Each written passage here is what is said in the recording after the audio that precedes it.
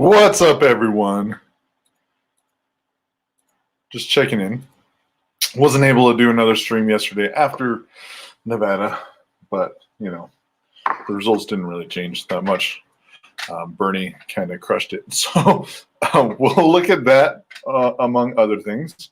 How's everybody doing? Hope everyone's doing well. You can comment. Feel free to comment. Do whatever you want. This is your place. I'm just the person hosting it. So anything coming up that you want to talk about, just let me know and we can get to it. But besides that, Nevada was yesterday. Bernie Sanders crushed everyone, which I'm fine with. I like Bernie. If it was like Pete or Bloomberg doing the winning, I'd be a little more angry. Not angry, but I wouldn't like the results as much. But Bernie, I feel like out of the current people that are still in the race, I think he's, he has the mindset to, put people before corporations at least. So we'll see how that goes. Again, we're going to go over Nevada results, and also Andrew Yang big announcement is going to be coming up soon. So thank you, everybody, for joining me. We should have a guest or some guests popping in and out, and that's something I'm going to start doing too, is to get more people in here talking, so there's more dialogue, so it's not just me. Not that, I'm bad, I don't know. But just to get a little more dialogue going. So yeah, thanks for joining me. Let's just double check what happened in Nevada.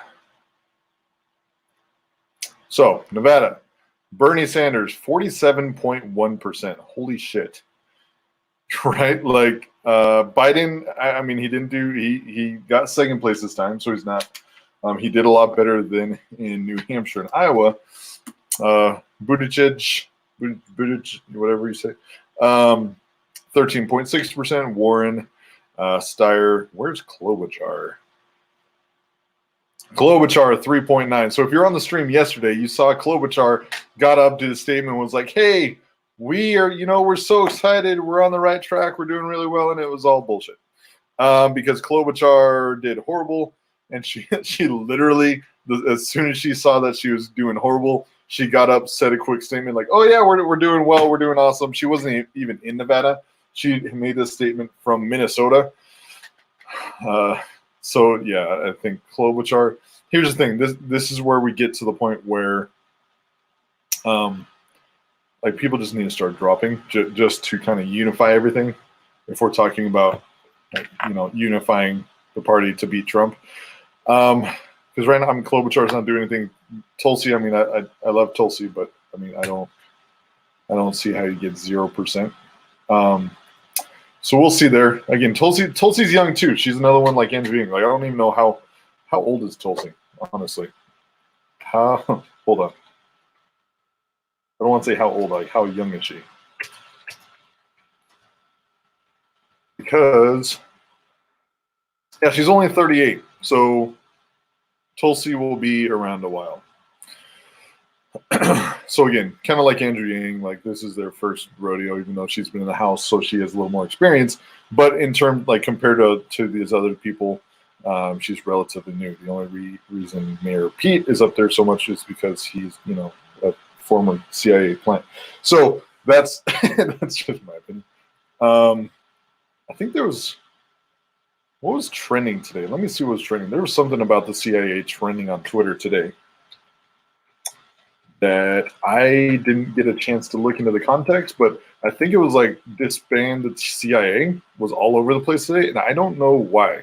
So if anybody knows why, please let me know, because I'm going to be searching around for it. So hopefully, I figure it out. But if not, we're just going to be browsing around for stuff. So let me find it. And if at any point like my sound cuts off or anything cuts out, shoot a chat, and I will fix it. Nope, that's not it. I saw Elizabeth Warren in California, and I read it as Elizabeth Warren in the CIA. So that's obviously not true. Tom Steyer will be on the debate stage in South Carolina. Ooh, wait for it. Wait for it. Nate! How's it going? What's up? Let me put my earphones in. I like the hat. Thank you. I just got this from, excuse me, it's at Will You Wei Chang. I'll DM you that. Maybe you can post that up. Yeah, hell yeah. For anybody that doesn't know Nate is a fellow SoCal Yang Gang. Ian, I don't know how Yang Ganger. He put his, is that your Twitter handle? I can't talk. Twitter handle, Yang Gang SoCal, right? Yes, that's correct. Yeah. So what do you think about Nevada?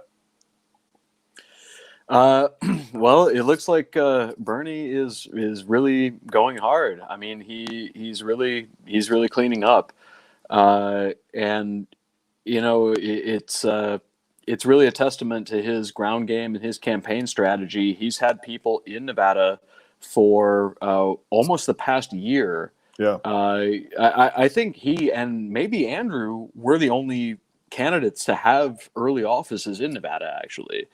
But he was there in like March and April of last year, and he was like going out there, getting his people out there, getting his canvassers out there, Yeah. and mobilizing, especially the Latino vote, which, I mean, it looks like really paid off for him well.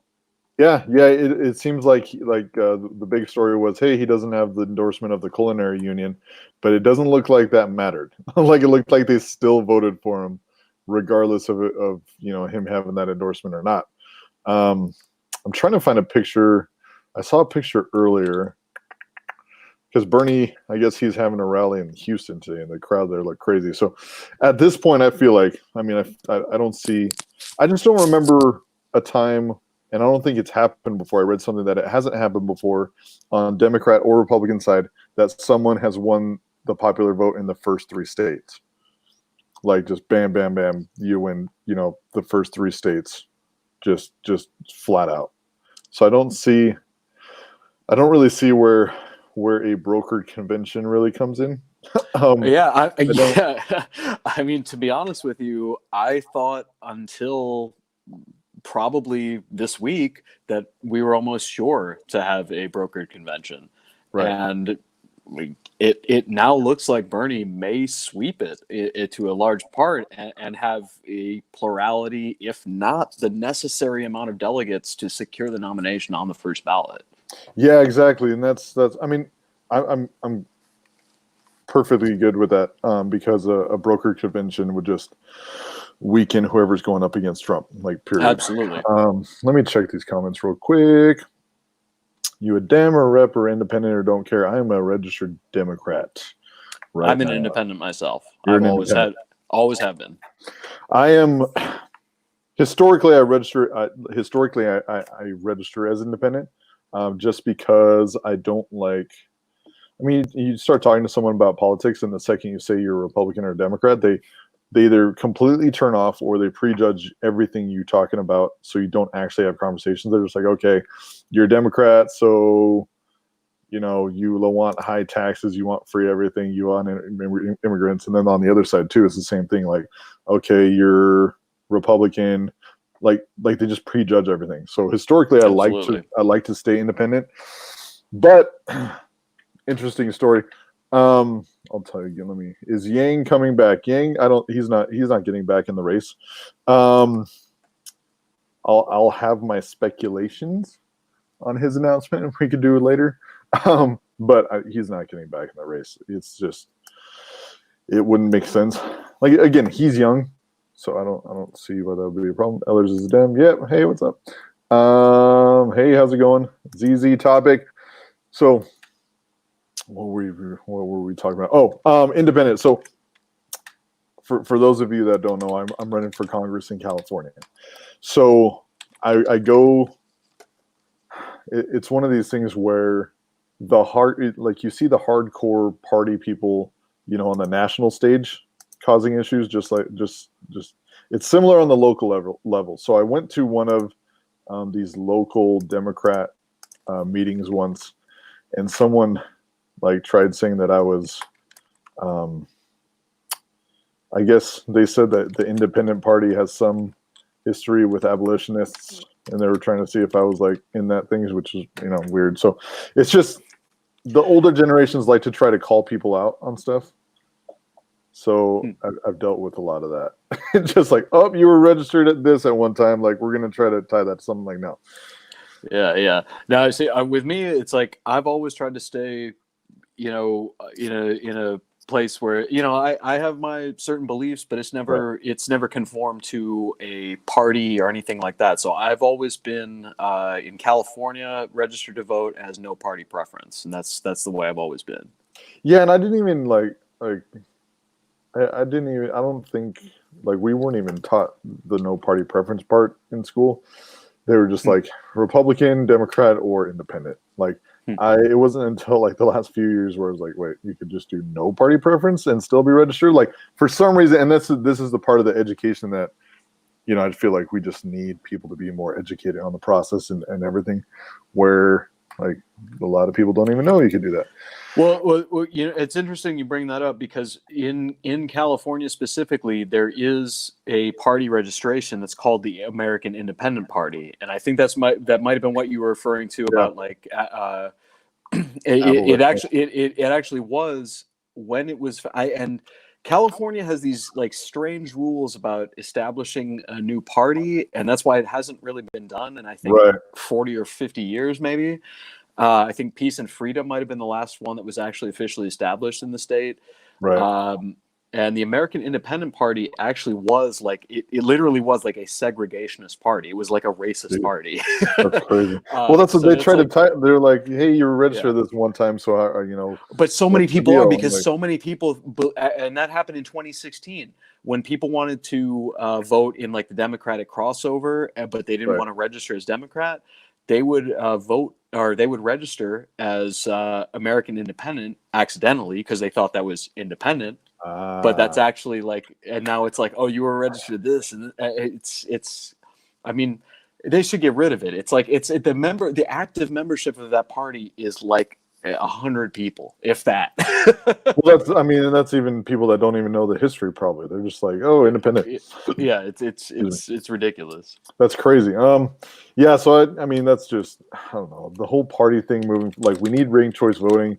We need democracy dollars, because if we had those two things, the two-party system would be toast. Just alone, running for local office or anything and having democracy dollars would be a complete game changer. So absolutely. And that was something Yang was talking about. I guess he was talking about ranked choice voting on CNN. Try to find the clip, but I really like him being on CNN. I don't know. Some people were saying oh no, that's a step down for him. That's obviously not all he's doing. Right. You know what I mean? Yeah, of course. He said today he has an announcement coming in early March. I assume that's probably going to be maybe right after Super Tuesday. We'll see. So what are your thoughts? What do you think it should be?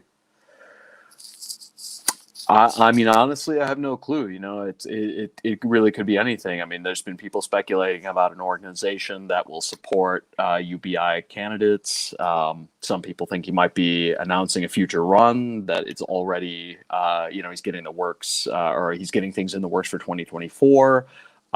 There's that rumor that's been out there about running for the mayor of New York City. Who knows? It's he likes to. I hate to say it, but a little bit like Trump, he does like to keep things. He does like to do those surprises, those little kind of reality TV things. But I think it's enjoyable. I like it. Yeah, they're really good at the teasing. They have Absolutely. the teasing down really well. And they do that every day. Yeah. And I even saw someone posted. They're just yep, I'm learning how to tease really well from your guys' tweets. Yeah, I really think he's waiting to see, because after Super Tuesday, I really think Bernie will be solidified. It looks like it. He's heading into it. South Carolina, I think, is going to be a real test. But if he wins, if he comes in second, or wins South Carolina outright, Right. I mean, it's over. I mean, he will have a plurality, if not the necessary number of delegates to just secure the nomination on the first ballot. And he has so much momentum right now that I don't see him, even second place would be like, that'd be low for him, in my opinion. And I could be shooting it too high. I'm trying to see. I don't know. I mean, Biden, I feel like would be the only person with another with the biggest chance there, and I mean, he's not been doing well. So, although as far as I understand it, he has been spending most of his time in the last couple of weeks in South Carolina campaigning. So we'll see how that goes. Yeah, he could pull off a surprise. Yeah, I know. Let me see. Washington, D.C., South Carolina. I mean, South Carolina, it's pretty Republican, so I don't know how the Democrat turnout would be. I'm trying to see. I mean, it's if it's going to be strong for anyone, it will be for Biden and Bernie for sure. Right. We'll see. I mean, when's that date? That's like that's next Tuesday, I believe. It's next Tuesday. It's after. No, it's. I think it's this Tuesday actually. Oh yeah, this following Tuesday. The one after that's Super Tuesday, which I'm trying not to stress out over. South Carolina presidential. Let's see. I don't know. Every time I stream, I look up these dates. Yeah, it's just there's so many. Do you have your Decision Desk HQ account? I need to get one. Oh, you got to get that. That's the best. Decision Desk HQ. What the shit is that? Oh yeah, that's the best. Oh no. All right, let's see what this is. Oh crap. Okay. Yeah. Let's see. Hold on. That is still Twitter. Let me switch it. Decision Desk HQ. All right. I did not even know this was a thing. Damn it. Okay. Oh yeah, this one's the best. So they even have a 2020 delegate counter. Yeah. Already. So these are official. Whoops. Yeah, these are all official results. I zoomed in too much. I'm just gonna leave it out. So Bernie 37 delegates, Pete 24, Biden 12, Warren 8, Klobuchar 7. See, here's the other thing with Bloomberg. He's posting ads literally everywhere. It's really annoying. So he's trying to make noise for himself, but in reality, he still has 0 delegates at this point. Yeah. He's basically he's not doing anything. And he's not even on the ballot in South Carolina, I don't think. What, Steyer isn't? Bloomberg. Oh, Bloomberg. I'm sorry. Steyer, but Steyer also has. Well, that's the other thing too. That's the other thing to gauge. Steyer, he doesn't have as much money as Bloomberg, but he's still a billionaire spending money trying to get momentum, and he's made 0 impact.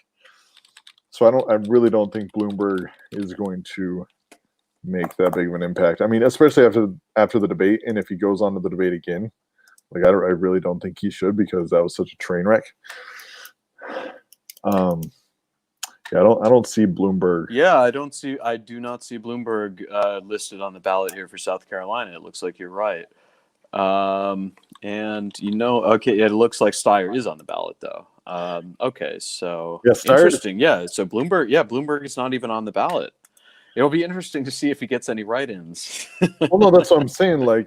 He's making all this noise, but you're really going to skip the first, Iowa, New Hampshire, Nevada, South Carolina. You're going to skip the first 4 states and expect to do that well Super Tuesday. He would have to win. The polling looked like he would. I mean, he was shooting up there in polls at first. Okay, what about after the debate?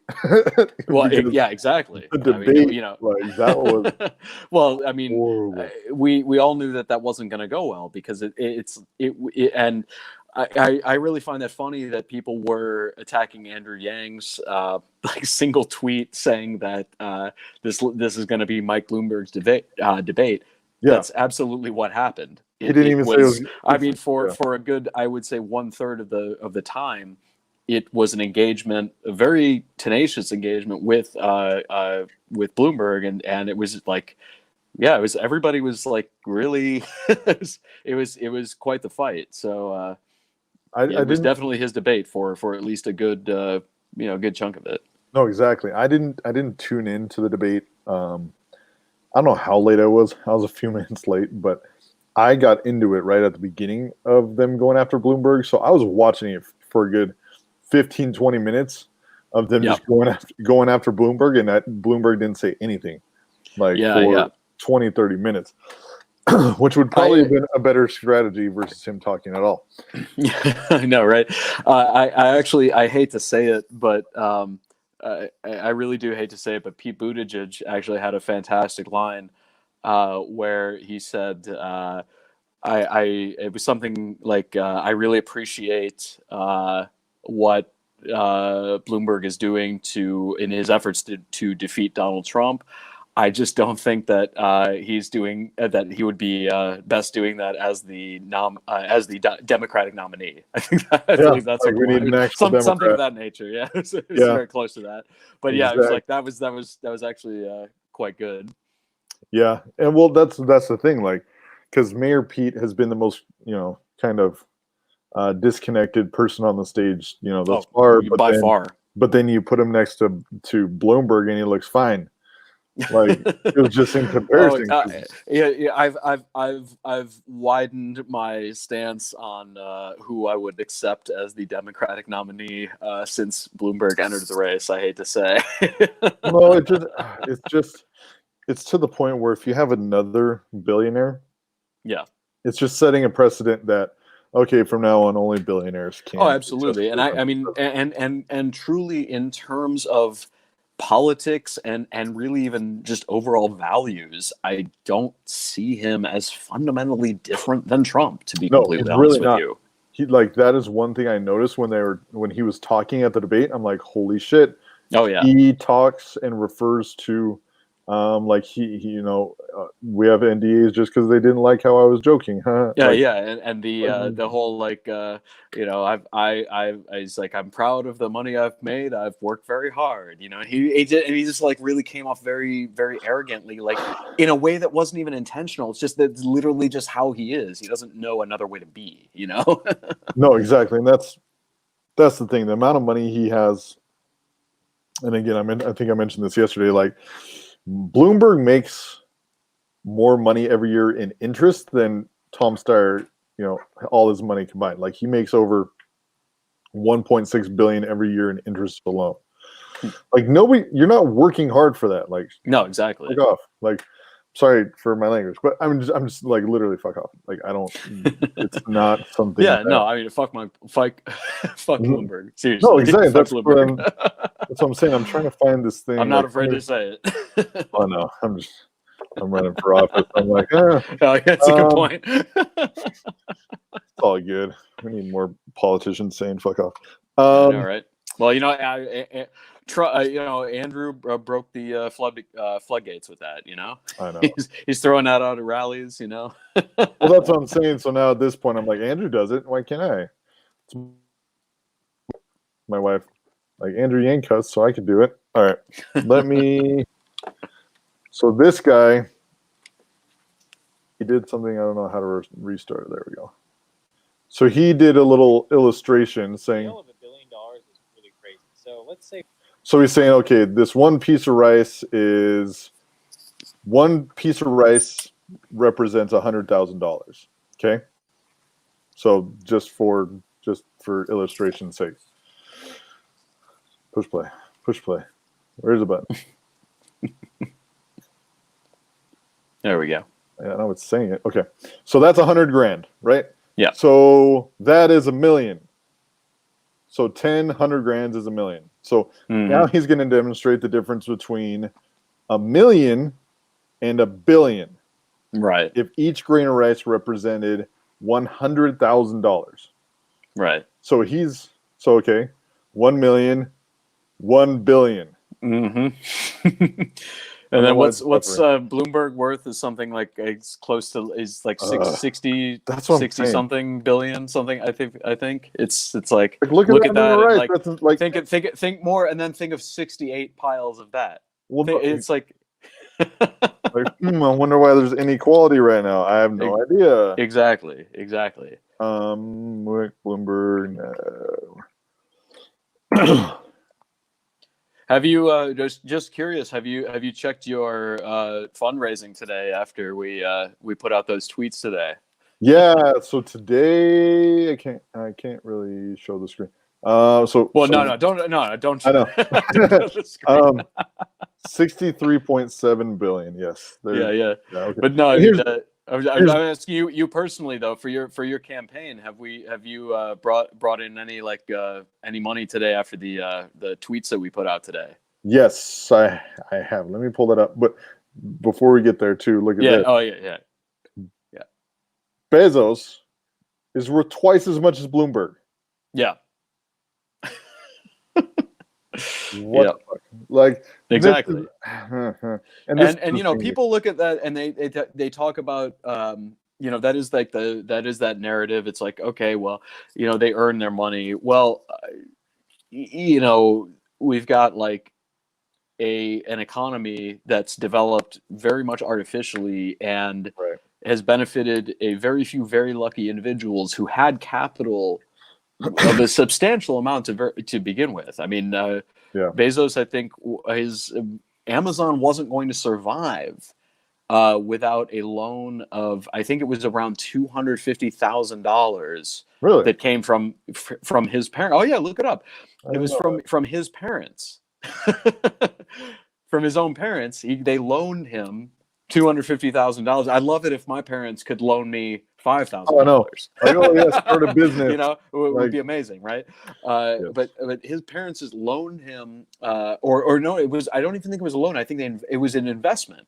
They actually invested $250,000, something around there, $250,000, and they're worth something like $8 billion off of that investment alone. That's insane.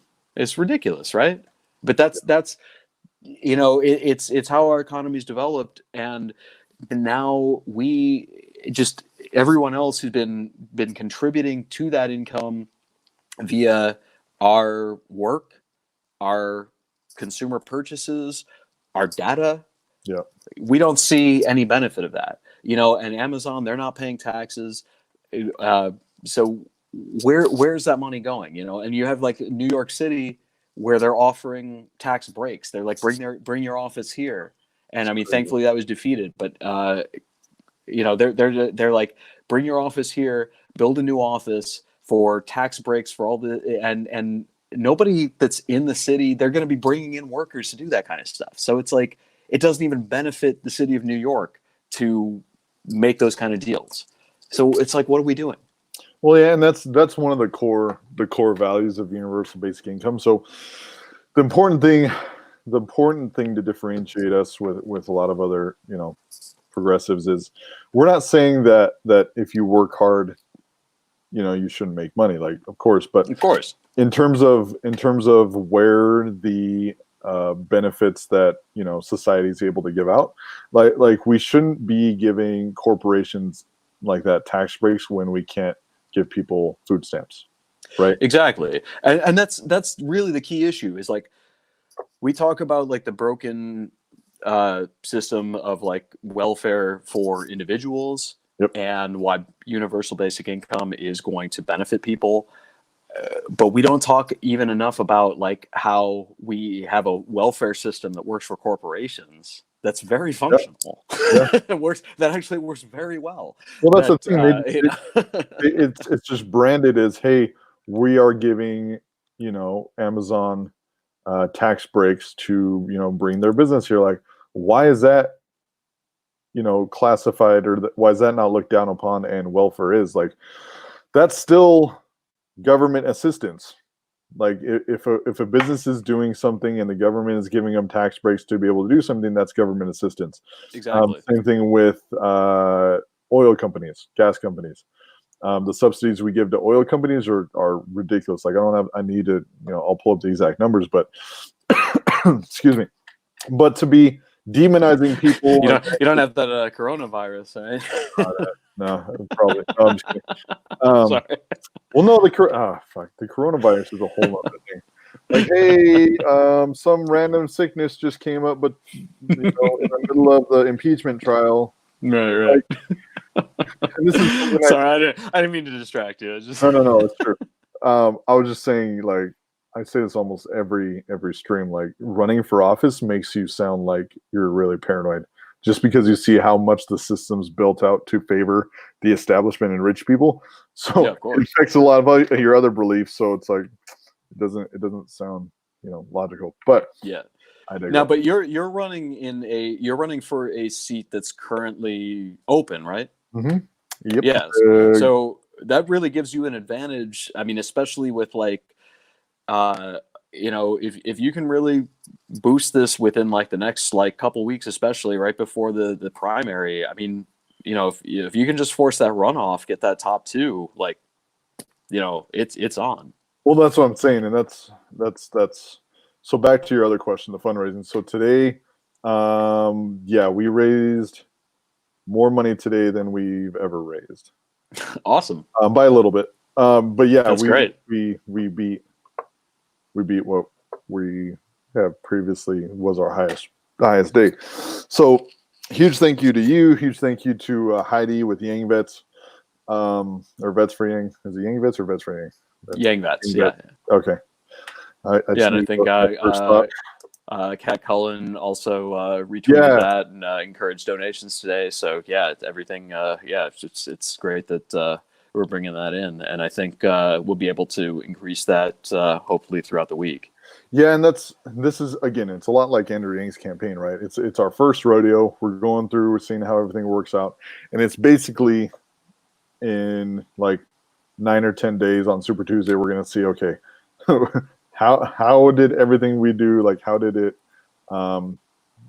make an impact? What do we need? What did we do well? What do we need to adjust for next time? So that's the mentality I'm trying to take over the next couple of weeks, so I just don't lose my mind. Because on top of all this other political stuff, like I'm also on the ballot, which is still weird.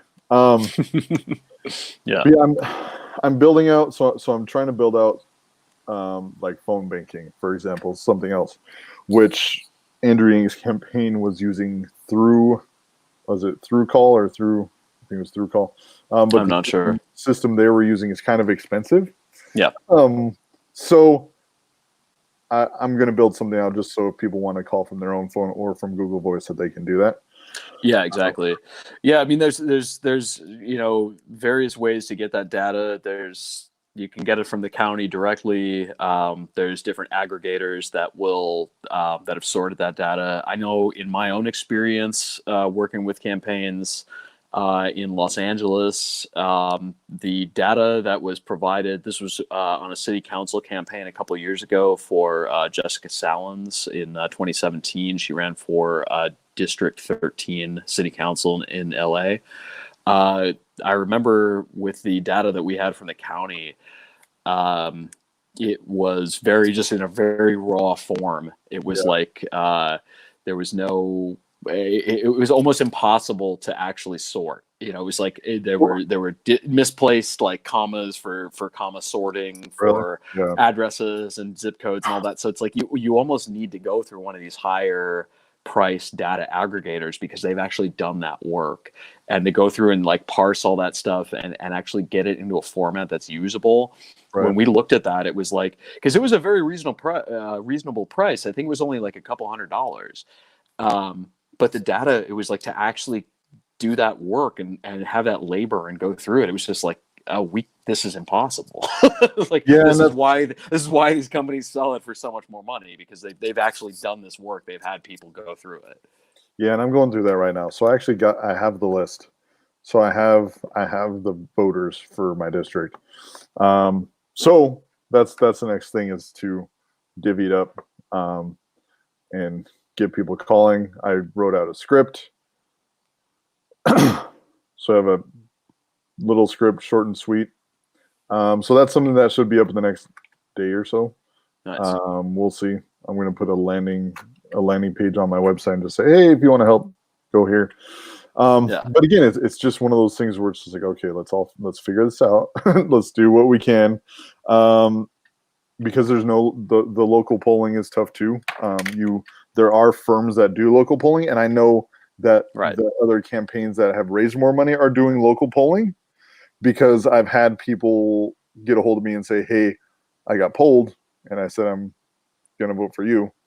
So I'm trying to be positive in saying, hey, if these other campaigns haven't released those polls, they must not be doing very well. Like, that's, again, I'm just being hopeful on that part, because I feel like if I did a poll, if I ran a poll in this area and it showed me winning, I would release a poll and be like, hey, look. It might be an NDA thing as well, though. You know, it might be something that they don't want, that like can't be released for the press. You know. Well, you're ruining my hope, though. So I'm sorry. I'm sorry. I'm just trying to be, you know, like, but it's all about learnings, right? We're trying to check out like all we can do and move forward from where we're at, right? Yeah, exactly. And that's what we'll figure it out. So I mean, you know what you might be able to do as well, and I'm sure that there's going to be a lot of people in LA that are going to be doing this for David Kim for District 34. Yeah. But you may be able to get some people from the SoCal Yang Gang to just, you know, come out, like pass out some literature, something like that at the polling places on Super Tuesday, just to, like, you know, get people who are coming into places that are maybe more well trafficked in some of those areas, just to get your literature out there. You know, I'm sure there would be people willing to do that. Yeah, I didn't even think about that. That's a good idea. Yeah, that's a good idea. Like on election day. Yeah, because I mean, there's plenty of people who might be going in there to vote in the primary, and you know, they just don't know who's even on the ballot, down ballot. You know. Yeah. That would obviously benefit more if you know where there would be a higher concentration of Democratic voters in that area. I know it's going to be a little bit more few and far between. So, but if there are like specific precincts or districts that you know, or areas that you know of that are more heavily Democratic that we could focus on, then I mean, I think we can, you know, maybe it's like if we can get like just even a few more people checking that box for you, then that's going to make a difference. Yeah, and it's actually so the number of the population of District 8 is about 750,000. Now, the area where I'm in, Victorville, Apple Valley, Hesperia, the population is about 450,000. So let me see if I could find something on District 8. It's a big-ass district. Yeah, Victorville, you probably have there'd probably be some good precincts to hit on that. There are, exactly. And I actually broke it down by which cities have a higher population of Democrat perfect registered voters versus, you know, other ones. Let me see if I can open this up, because District 8 is geographically it's huge. It's bigger than most states. Yeah, it is very big. So if you're looking at Southern California, so it is from the Inland Empire, gets part of Joshua Tree, 29 Palms, all the way out to the Arizona border. So up the Colorado River. Wow. All enormous. The way up to Bishop and Mammoth. And then all the way down here. So most of it's empty space. So the highest population of people in the district is where I live, Victorville, Valley area. So that's why you know all these you know the other people running, they don't live here, but they're trying to spend as much time here just because it's the most bang for your buck. You know what I mean? And that's kind of what one of the reasons, the things that helped me decide to run was like, hey, I'm born and raised here. My family's been in this area for 30 years. Perfect. So these other people are spending tens of thousands of dollars on possible name recognition. And these are people from out of the area. Right. Yeah. Carpetbaggers. Yeah, exactly. And I'm hoping, again, there's no polling or anything. So I'm like, all right, I hope it's going well. So one of the things I'm relying on too is that hopefully name recognition just from my family being in this area for 30 years, which, we'll see. Again, I'm 31 and I'm running against people that are in their 50s and 60s and 70s. So similar to Andrew, I mean, we'll Right. figure it out eventually. But I mean, there's a good chance this time. I'm positive. I like the odds. So Yeah, that's good.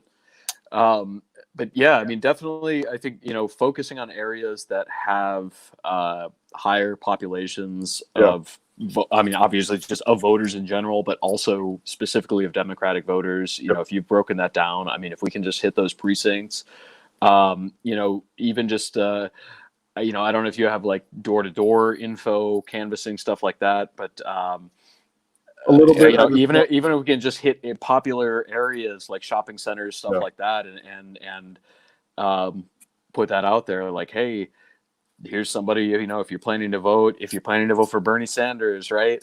Here's somebody that's on the ballot too, on the Democratic ballot, that is trying to get you universal basic income. That's trying to get you $1,000 a month, free and clear, tax free, to do whatever you want. Yeah. Vote for him. Yeah, we'll do that. And that's the other thing that will help that part is I'm going to be on TYT on Tuesday.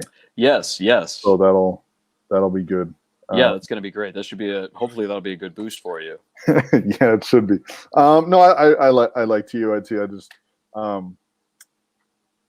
they had a little. I hate to say it, they had a little issue with union recognition recently, which is a kind Did of they? yeah. It's well, I mean, I'm going to go on there on Tuesday, so I don't want to talk smack. Yeah, it's a before good you on point. Yeah, let's not get into that. No, I was just saying, like, when Yang was still in the race, there Yes. there was some issues with UBI, but now Yeah. that Yang's out of the race, it doesn't seem to be an issue anymore because Yeah. it's not their competition, which I kind of understand why they're going so hard this cycle after what happened to them last cycle with Hillary. Oh, of course. You know what I mean? So it's not anything I'm taking personal. I just see it as them safeguarding kind of their interests. Absolutely. It's just going to be interesting. Well, they've been pretty open about that they support Bernie in this race. Yeah. So I mean, it's And I'm not talking about TYT specifically too, just Bernie supporters in general. Right. Just, a little more aggressive than usual, but right. Given the stakes, I kind of understand it. Because especially when it's Trump and Bernie, it's gonna be interesting. I mean, I was there in 2016. I was a big time Bernie supporter from I mean, really, like, kind of not too long after he had announced. So I mean, I get it. I kind of get that passion, and although I wasn't, I looked at a different way forward this year. I certainly understand where they're coming from on that. Right, and the Bernie Sanders campaign did a really good job in building out infrastructure between then and now. Absolutely, which is what we need to be doing. Yep. So things like this, like people jumping on the stream and talking and making content, podcasts, websites, organizations. Like there's so many things that we need and should be doing as a group.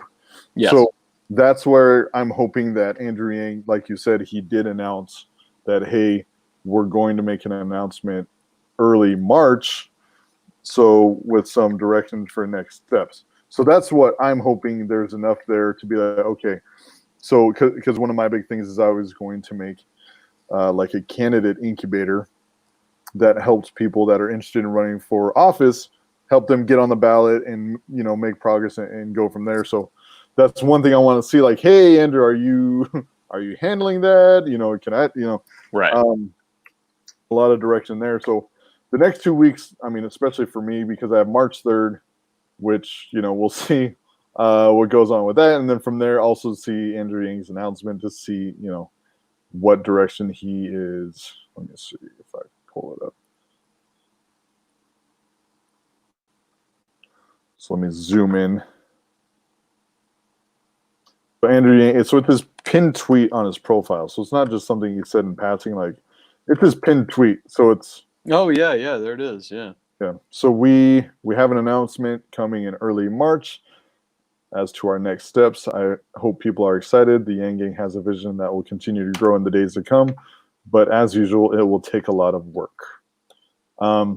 Again, they're very good at teasing, which is fine. But that's the announcement that, you know, if you didn't see, that's on Andrew Yang's Twitter. It's his pinned tweet. So early March, and again, I really think that Super Tuesday is going to come around. They're going to see who the nominee is. They're going to find out if there's a place for Andrew as a VP or in the cabinet. And then based on that, they're going to make an announcement for the direction after. That's my opinion, that they're going to see what's happening with this election. And then based on that, choose the next steps. So Yeah. that's my opinion. As to what exactly the next steps will be, I have no idea. Yeah, it seems like, and you know, it's also possible that they don't really have a plan that's really solidified yet. They Right. they have a few alternate things that are in the works, depending on what these outcomes of the next couple of weeks are. So you know, it's possible that they're waiting on that just because they want to see how things play out, and then there's a few different game plans that they're going to go with, or Yeah, that you know exactly. they'll decide on one game plan going forward. Yeah, and that's the only logic I could think of behind early March, because all I could think of is Super Yeah. Tuesday, and then Exactly. Yeah. Oh, yeah. I mean, when he said right after New Hampshire, you know, it was we'll have an announcement in 2 to 6 weeks. It was like, okay, well, Exactly. that the 2 weeks is the when he put that out, that was exactly 2 weeks before the Nevada caucuses, Right. and then 6 weeks, it was like, okay, well, that's when all the major primary contests are Yeah. wrapped up. So Yeah. he's clearly going to make an announcement sometime between the Nevada caucuses and the end of the primary season. Exactly. So that's what we'll be looking out for, which it's pretty soon. I mean, Super Tuesday, I think it's in 9 days. Something like that. Yeah, it's coming up soon. Yeah, it should be 9 days. Yeah, Jesus. Okay. I mean less than that, really. I mean, the result in 9 days exactly from now, the results will be coming in. Right. And I don't even know where to look for the results for my own race. So people have been asking me that, like, hey, where can I see how you're doing? I'm like, I don't know. That's a good question. So hopefully, Oh my! I don't know. You know, yeah, we had honestly, when I was on the city council campaign, we had the same thing. We were checking. I think it was LA Times. Yeah, to, exactly. To see the results coming in. It's gonna be some news source, which is Yep. fine. We'll Yep, figure yep, it out. All right. Well, I think that's everything I was gonna go over. All right. Yeah, the main thing, that big announcement. So we'll see what that is. So thank you, Nate, for jumping on. For sure. Yeah, we'll do this more often. We'll have people on more often. We'll keep the dialogue going, and we'll go from there. Especially Absolutely. with the campaign going, and we'll keep building it out again. So again, thanks, Nate. We'll do it All again right. soon. See y'all Great. later. See ya. Bye. So